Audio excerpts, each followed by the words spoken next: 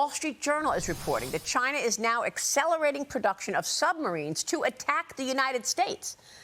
We better hope and pray this is not where this is going. Welcome back. I'm here now with Gordon Chang. We just spoke with House Majority Leader Steve Scalise, and China says it is sending a special envoy on Middle Eastern affairs to the region to conduct mediation efforts, they claim. Beijing condemning the attacks earlier this week, now having to rely more on Russian oil due to massive supply disruptions in the Strait of Hormuz. China buys up to 80% of Iranian oil. Meanwhile, the Wall Street Journal is reporting that China is now accelerating production of submarines to attack the United States. You have got to see this clip. If China gets involved, as it looks like it's happening, this is really the makings of World War III. Smash that subscribe button, and we'll talk after the clip. Closer to home, writing, quote, China has been developing new submarine technology and a bigger, better fleet that is gaining on the United States and its allies, spurring a new undersea arms race in the Pacific. These subs that can strike U.S. from closer to home, the U.S. Navy is warning. Joining me now is Gatestone Institute senior fellow Gordon Chang. Gordon, that is some statement that the Navy has warned us about.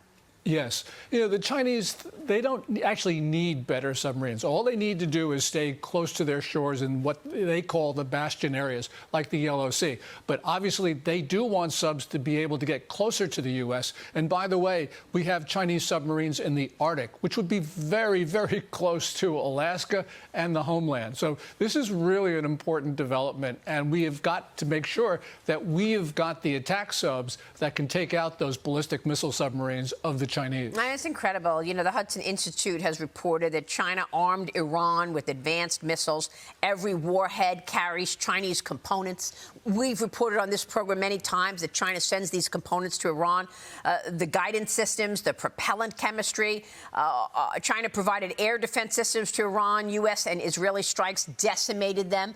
And that China invested $100 billion in Iranian infrastructure. I mean, clearly, China is on the side of Iran with all of this, and then they want to send a Mideast envoy to go condemn the attacks today. How do you see this? Well, first of all, that envoy is going to try to stop the United States from attacking Iran. And clearly what we should be doing is ignoring this guy.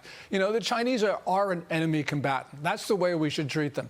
They have been supplying Iran with all the components for their weapons, as you just talked about. Diplomatic support, propaganda support, elevated commodity purchases. Last year, 87.2% of Iran's exports of crude went to China. It's across-the-board support.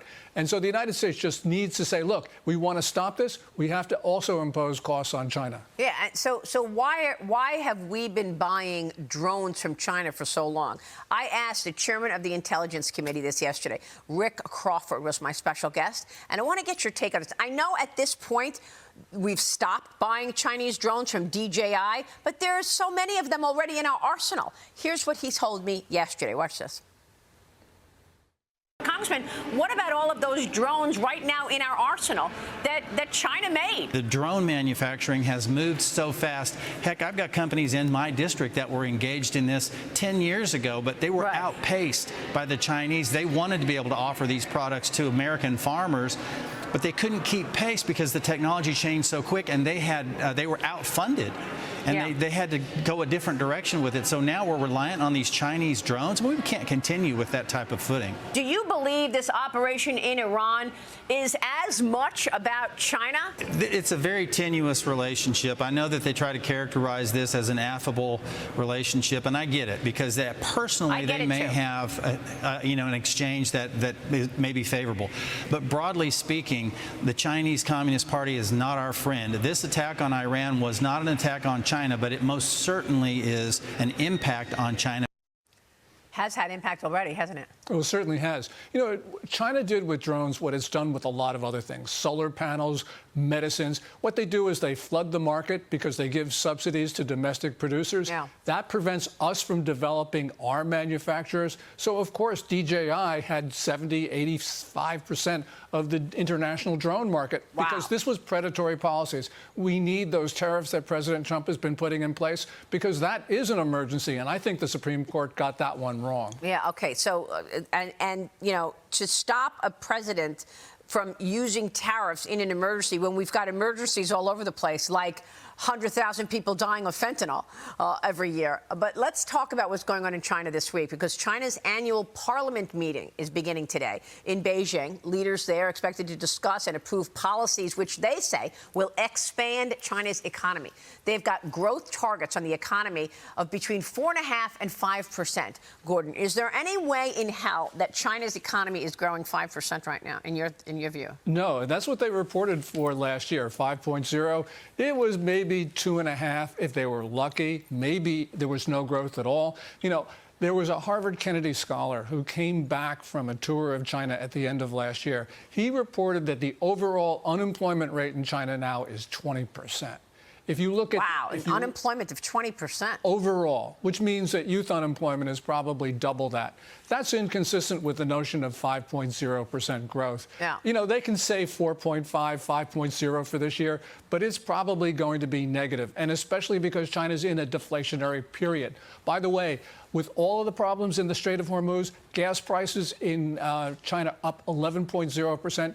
Diesel up 13.5%. Yeah. And the National Development and Reform Commission is telling refiners, don't export anything and cancel contracts if you can. Well, it's this indirect message, which I love what President Trump is doing here, because he's always telling us what great friends they are. And at the same time, he's saying, OK, well, you want to, you know, in so many words, you want to hold back critical minerals? Well, maybe you won't get the oil that you need, given the situation at hand.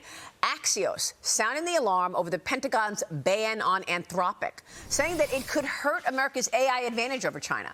They write this: the international race for AI advantage is not measured in years, but weeks and days. Alienating a leading American AI company and ripping and replacing existing tech could give other countries, especially China, a leg up. Now, Gordon, look, Anthropic, if you want to be a government contractor, you're not going to tell the government how to use your products, right? I mean, so on this issue, I'm not sure I agree with Axios. How do you see it? Yeah. Well, the other thing, by the way, is that Anthropic is now trying to de-escalate the conflict, and it's now resumed negotiations with the Department of War, which means that probably they will kiss and make up. And that's important, because I would like to make sure that Anthropic and OpenAI, support the Defense Department in the way that the Defense Department wants. Well, I understand that. But the only thing that worried me about the Anthropic statement, and this was really stunning, the CEO of Anthropic had this stunning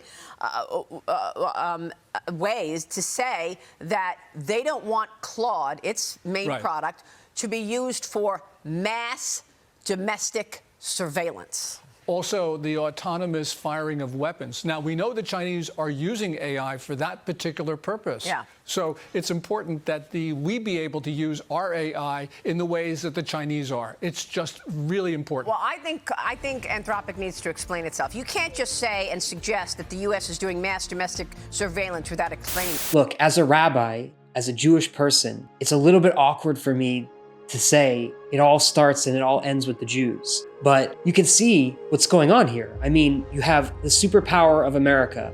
You have the Jews and Israel fighting against this evil force called Iran. And then, all of a sudden, what seems to be like a contained situation then starts to pull in China and Russia.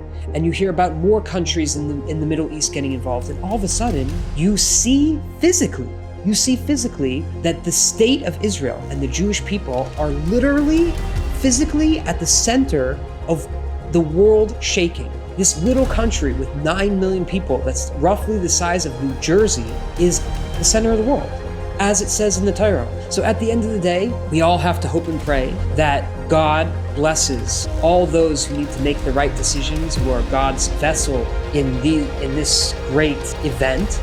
But even higher than that, we have to pray that we clearly see good triumph over evil, and that there shouldn't be any delays and that there shouldn't be any wavering. China, as we learned in this clip, is not a friend of the United States. And it says in the Torah that when it comes to money, you can't trust anybody. So for China, this is all about money. This is about oil. This is about power.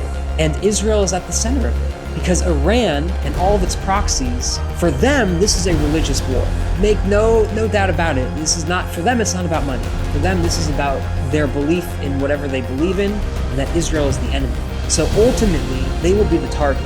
and America ultimately will take the side of Israel. So ultimately, it will come back to where we started, which is it's America and Israel versus the world. It's really Israel versus the world. But America, thank God Almighty, takes the side of Israel and freedom and justice and morality, and we go to war. So may God bless our troops, our American troops. May God bless Israel, and may God bless America.